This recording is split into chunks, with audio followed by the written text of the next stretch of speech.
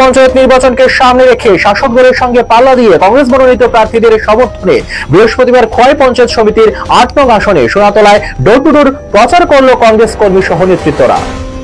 আজকে ভারতীয় জাতীয় কংগ্রেসের খোয়াই ব্লক কমিটির পক্ষ থেকে সোনাতলা গ্রাম পঞ্চায়েতে আসন্ন পঞ্চায়েত নির্বাচনকে সামনে রেখে সোনাতলা পঞ্চায়েত সমিতির সম্মানিত প্রার্থী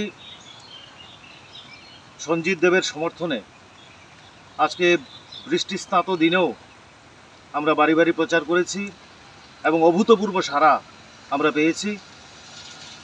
আমাদের বিশ্বাস এই এলাকার জনগণ, এই এলাকার গণদেবতা ভারতীয় জাতীয় কংগ্রেস প্রার্থী সঞ্জিত দেবকে হাত চিহ্নে ভোট দিয়ে বিপুলভাবে জয়যুক্ত করবেন, এই বিশ্বাস আমাদের আছে।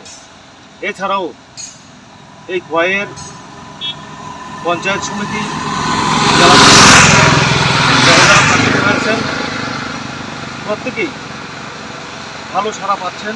আমরা যেদিকে যাচ্ছি সেদিকেই স্বতঃস্ফূর্ত সমর্থন মানুষের আছে, তবে একটা ভয়ভীতি মানুষের মধ্যে কাজ করছে।